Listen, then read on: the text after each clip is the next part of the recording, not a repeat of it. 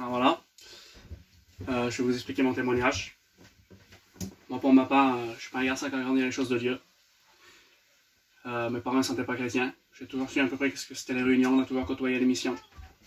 Et je suis un garçon que déjà tout petit, je disais que plus tard je voudrais être chrétien. C'était mon rêve. Et après, le désir d'être chrétien, il est un peu parti. Et le diable, il a commencé à me faire croire qu'il fallait que je goûte un peu à la vie dans le monde. Qu'il fallait que je vois qu'est-ce que c'est.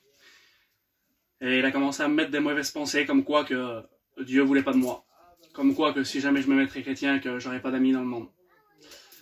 Que j'aurais pas d'amis tout quoi, que je serais tout seul. Et j'ai commencé à le croire. Ça fait que j'ai voulu voir qu'est-ce que c'était le monde.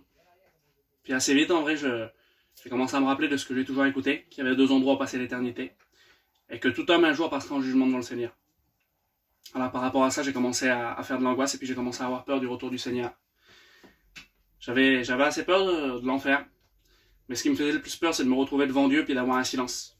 De rien avoir à dire. De savoir que tout ce qu'il dirait que c'est la vérité. Et puis par rapport à ça, arrivé à un moment, je dormais plus les nuits. Et un jour,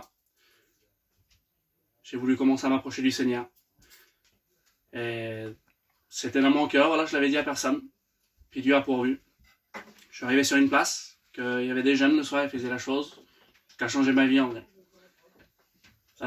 Ils se mettaient ensemble, ils parlaient un peu de Dieu.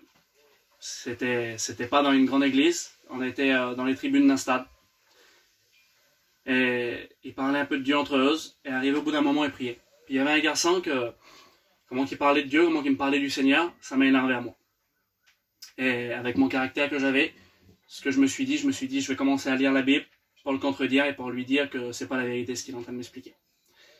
Et ça fait qu'en lisant la Bible, j'ai non seulement vu qu'il disait toute la vérité, mais le Seigneur il a commencé à me parler à travers la Bible, il a commencé à me travailler. Puis par rapport à ça, un jour il y a un garçon qui m'a invité pour prier, et j'ai pas voulu refuser, par respect pour lui, j'ai prié avec lui. Puis lui il a arrêté de prier, puis il m'a dit ces mots-là, que si jamais j'accepterais pas le Seigneur, qu'un jour je devrais lui rendre compte de ce que j'ai fait. Et ça fait que j'ai pas attendu de voir des grandes choses, de voir un ange, de voir Jésus, j'ai donné mon cœur au Seigneur. Depuis le temps, je suis le jeune garçon le plus heureux du monde. Je me couche, je m'endors en paix, tout à l'heure je vous disais que je dormais pas. Les craintes que j'avais de ne pas avoir d'amis, d'être tout seul. J'ai réalisé que comme on est chrétien, on n'est jamais tout seul. Qu'on peut passer par des problèmes, qu'on peut passer par n'importe quoi. Je suis jeune, j'ai pas vraiment eu de gros problèmes. Mais parfois, comme ça l'allait pas, la pluie tombe sur l'injuste, la pluie tombe sur le juste, mais moi j'avais Jésus pour m'appuyer. Et si vous voulez quelqu'un qui vous décevra jamais, voilà, je vous le conseille. Parce que de faire votre expérience, ça peut que vous apporter des bonnes choses. Et le Seigneur vous décevra pas, voilà, que Dieu vous bénisse.